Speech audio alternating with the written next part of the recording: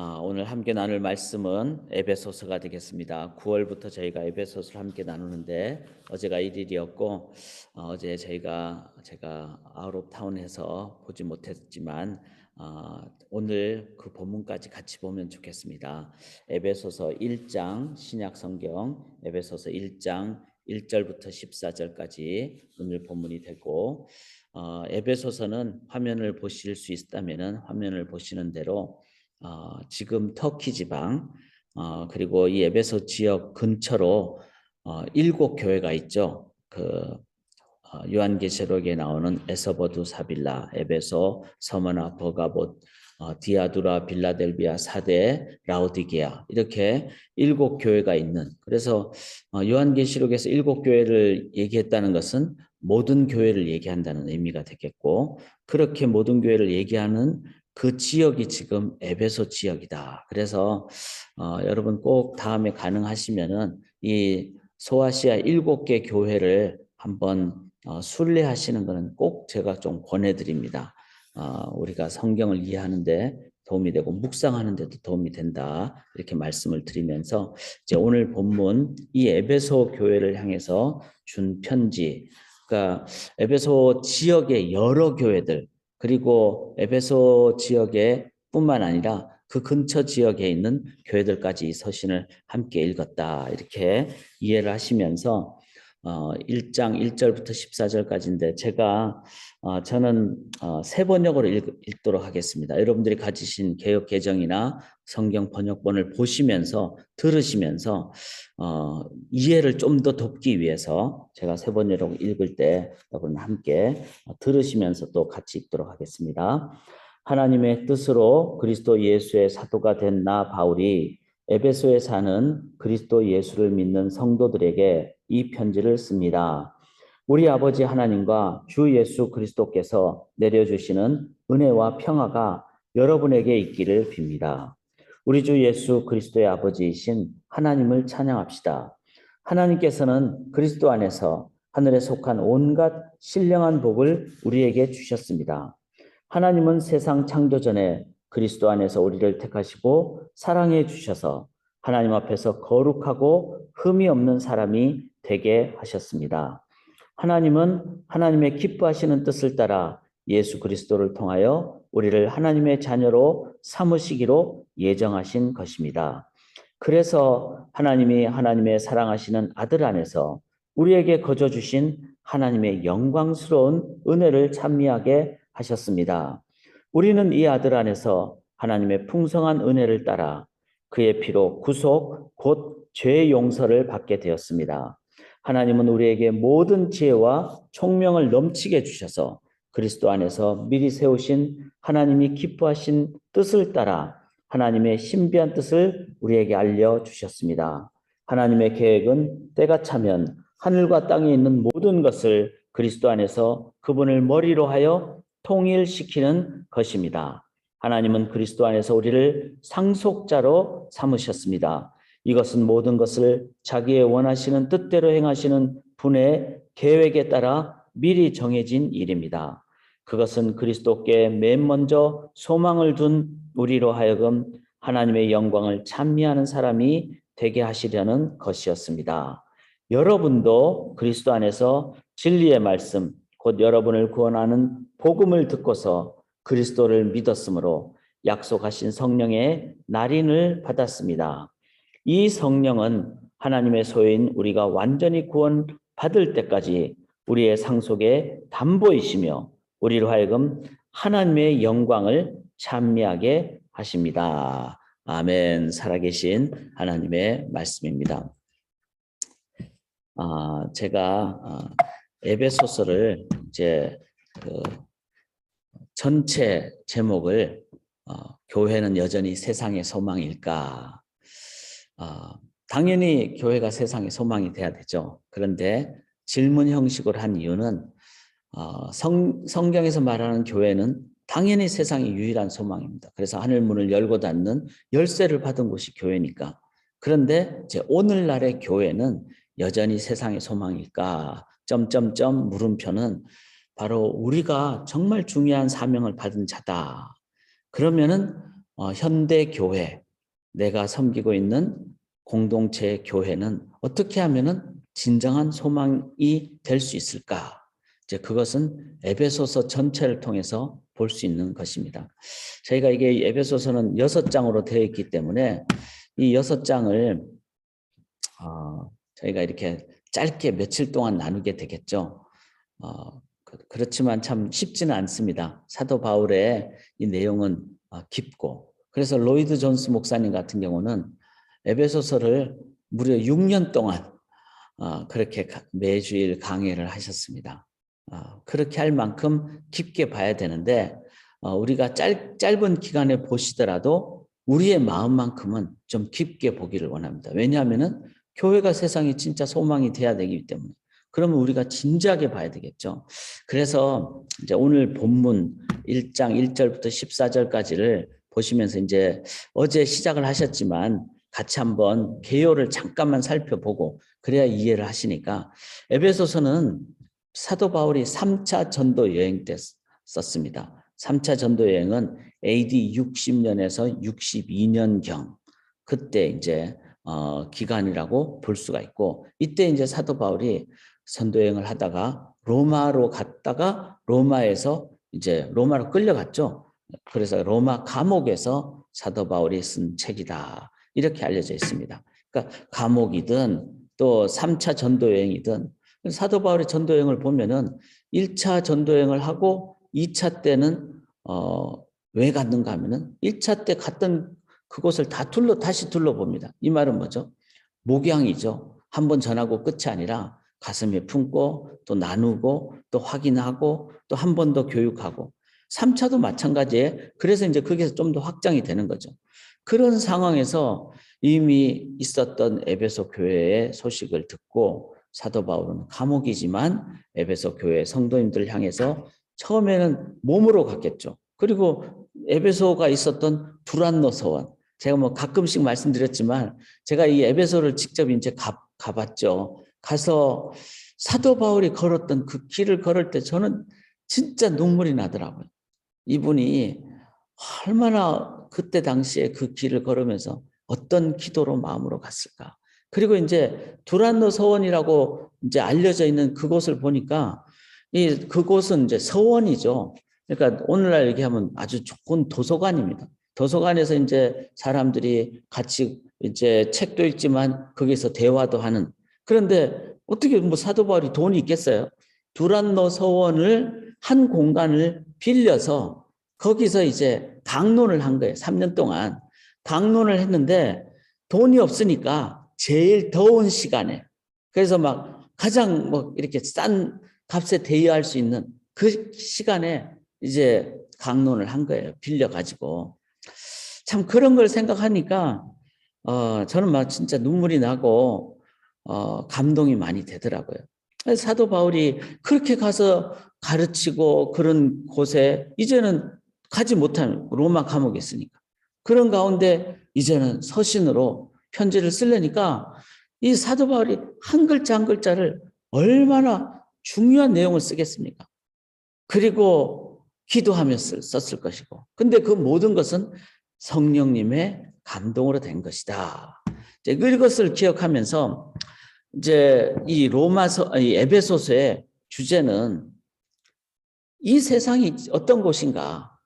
그러니까 우리가 보통 교회론이라고 알려져 있지만 실은 이 사도 바울이 오늘 저희가 함께 나누는 것을 같이 보시면은 전 세계를 얘기하고 있어요. 전 세계란 말은 두 가지가 들어가죠.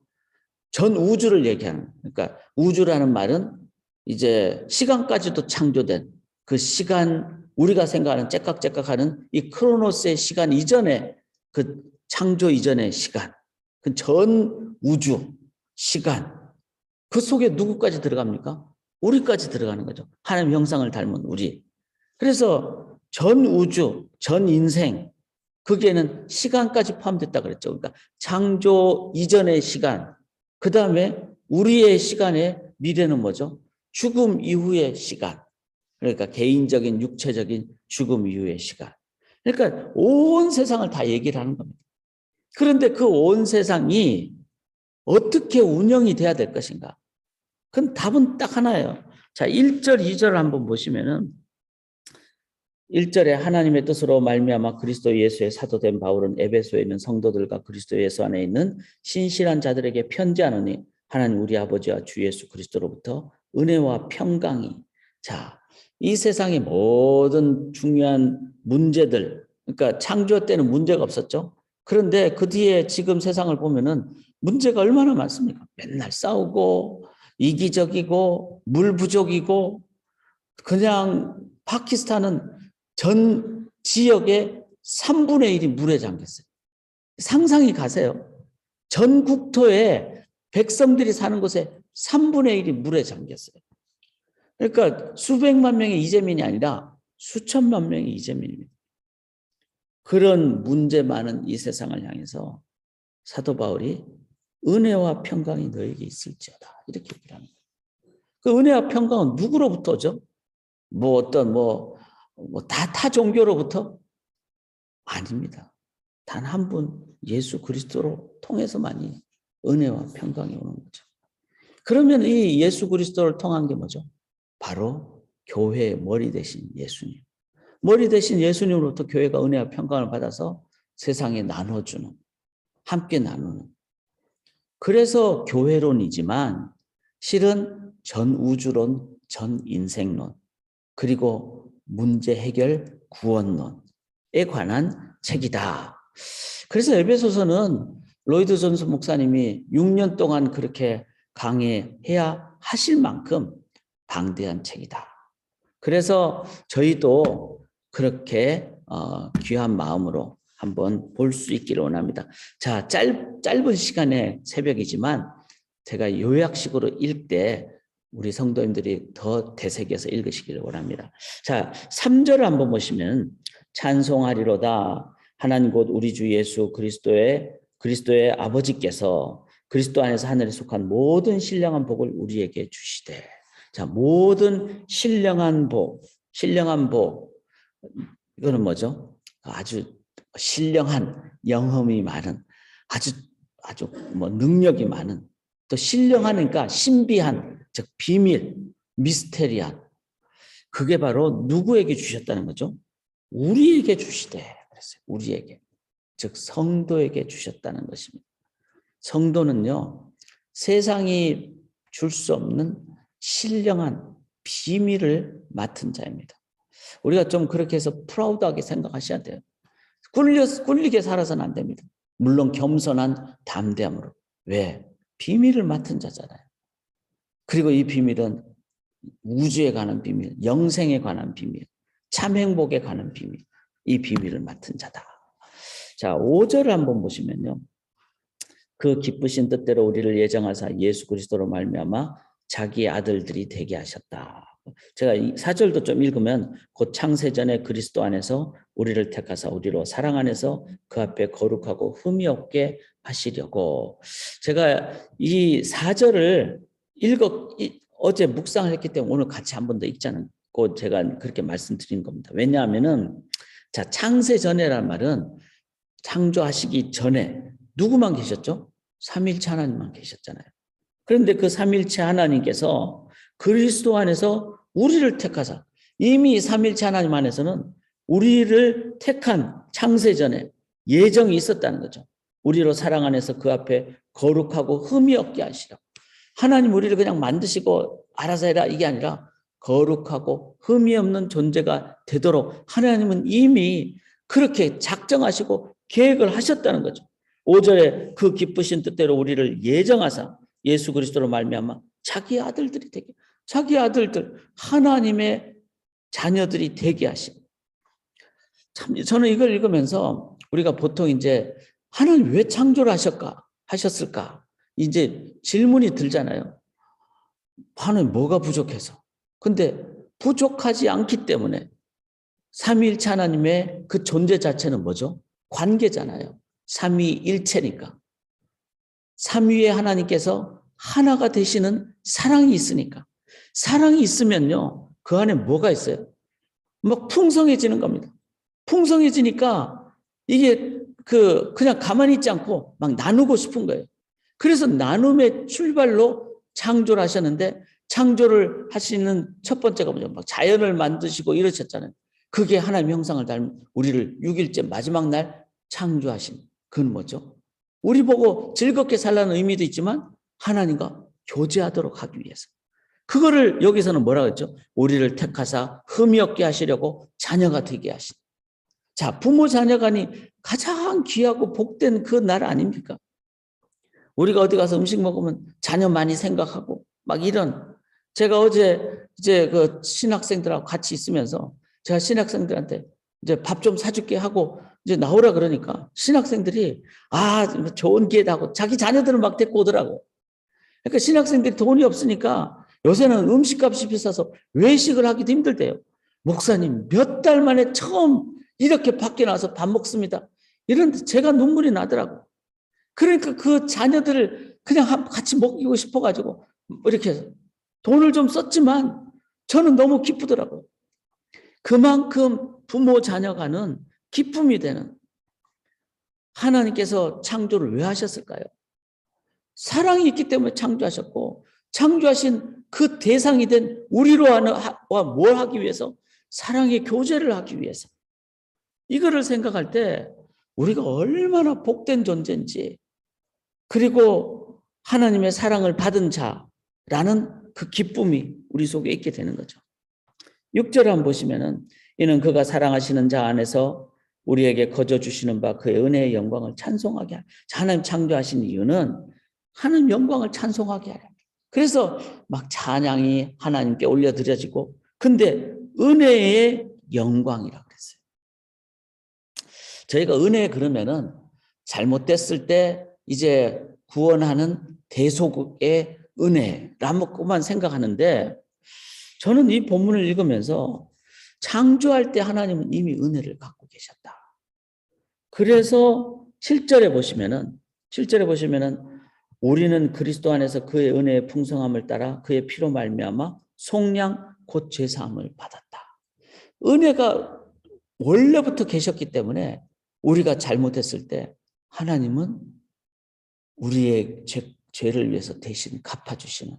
자, 참 이게 참 중요한 내용인 게 그리스도 예수는 은혜가 풍성하신 하나님이시기 때문에 우리가 죄를 짓기 전에도 그 은혜의 하나님이셨고 우리가 죄를 짓게 됐을 때 그것을 이 속량이 뭐죠? 리뎀션이잖아요. 리뎀션이 영어로 redeem하다는 말은 값을 지불하다는 말인데 우리에게 값을 지불하기에 충분하신 분으로 이미 계셨다는 거예요. 이걸 생각할 때 구원의 그 보장을 깨닫게 됩니다. 하나님이 막 우리가 죄를 졌을 때 리딤하기 위해서 값을 치르기 위해서 어디 가서 돈 구워가지고 하고 그런 분이 아니라 하나님의 풍성한 은혜가 있기 때문에 우리가 죄를 졌을 때 죄값을 지불해 주시는 그 하나님. 이미 준비가 되신 하나님. 그런데 그 죄값은 누구의 값이죠? 그리스도가 십자가에 죽으시는 값. 즉 하나님의 프라이스. 자, 이렇게 우리가 뭐 어디 가서 물건 사면은 뭐 1,000원, 뭐 2,000원 이렇게 돼 있잖아요. 근데 그게 값이 하나님 이렇게 돼 있다면은 하나님이 와서 죽으셔야 되는 값이라면은 그 얼마나 귀한 값이에요. 그게 바로 우리의 값이라는 거예요. 성도의 밸류, 가치라는 거죠. 이걸 생각할 때 나라는 존재에 대해서 정말 막 감사가 저절로 나오고 막 하나님께 찬양이 저절로 나오죠. 뿐만 아니라 옆에 계신 분을 보면서 이분이 이만큼 값이 있으신 분이구나 이렇게 생각을 해야 된다는 겁니다. 그게 바로 성도의 공동체의 모습입니다. 자, 시간이 많지 않으니까 그냥 넘어가서 8절에 그렇게 했을 때 그렇게 은혜를 받고 구원을 받았을 때 이는 그가 모든 지혜와 총명을 우리에게 넘치게 하사. 자, 구원받은 백성들에게 하나님 뭘 주시죠? 하나님의 그 은혜도 주시고 창조의 그 기쁨도 주시고 그 구체적인 모습이 뭔가 하면은 예수 그리스도를 통해서만 구원받는다. 하나님의 창조는 이만큼 완벽한 것이다. 예수님의 은혜는 창조 때부터 이미 넉넉하게 있다. 그래서 우리는 예수의 이름을 의지하며 구하는 이게 뭐죠? 지혜다. 지혜라. 그런데 여기서 지혜와 총명이라고 했어요. 지혜라는 것은 이거는 소피아, 즉 누구에게 향해야 된다는 그런 우리의 어떤 방향에 관한 문제고, 총명이라는 것은 예수의 이름을 의지할 때 인사이트, 프루던스, 언더스탠딩 모든 버전을 다 찾아보니까 이 세 가지가 나옵니다. 언더스탠딩, 프루던스, 인사이트란 말은 실천적인 지혜를 얘기하는 거예요. 예수 그리스도 의지하니까 평강이 임하는, 그리고 예수의 이름을 의지하고 기도하니까 답이 오는. 신앙인은요, 지적인 사람만이 아니라는 거예요. 기도했을 때 평안이 넘치는 응답을 받게 되니까 찬송이 나오는, 이거 뭐죠? 이론과 실천. 이게 바로 균형 잡힌 능력을 신앙인은 하나님으로부터 받게 되는 존재라는 겁니다.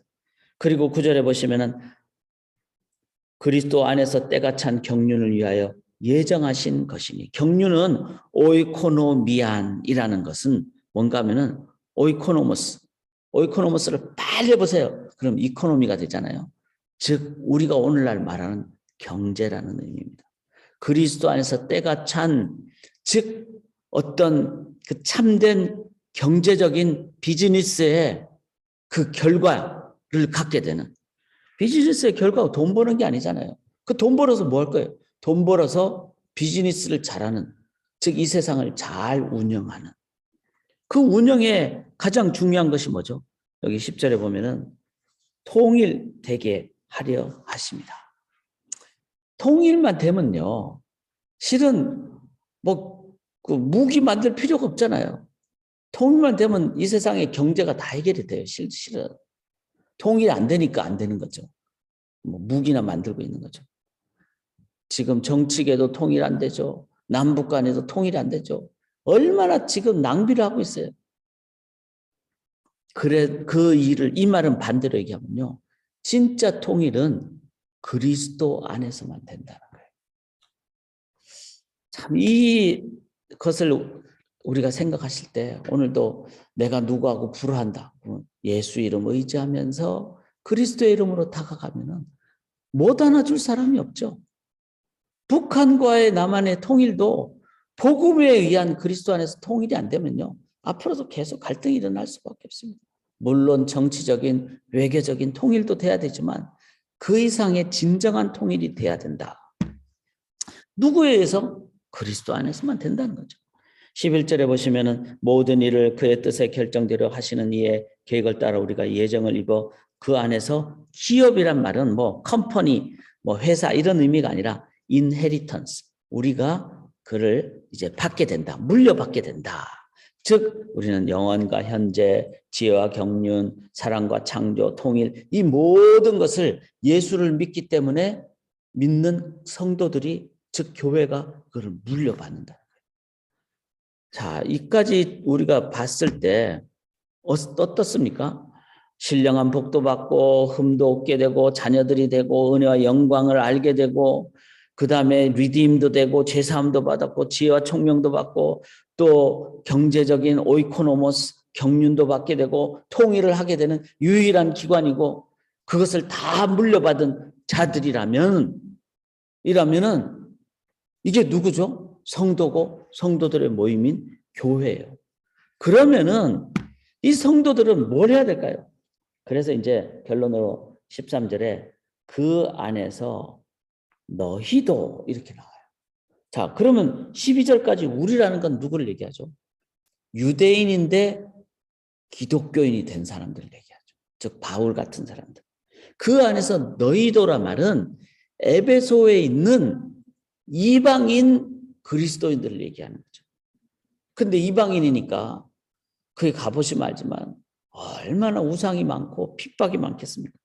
너희들도, 우리가 유대인이라서 받은 게 아니라 우리는 다 하나님의 자녀인데 이렇게 하나님의 인도함을 받으면은 너희도 이방인의 차원을 넘어서 진리의 말씀 곧 너희의 구원의 복음을 듣고 그 안에서 또한 믿어 약속의 성령으로 여러분들도 인치심을 받게 됩니다.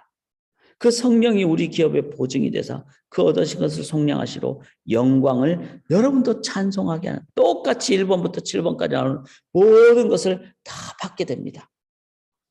자, 교회가 충만하고 기쁘고 이런 능력을 갖게 되면은 사도 바울처럼 너희들에게, 당신들에게도, 이거 뭐죠? 전도잖아요. 선교잖아요. 그 다음에 그냥 예수 믿으세요.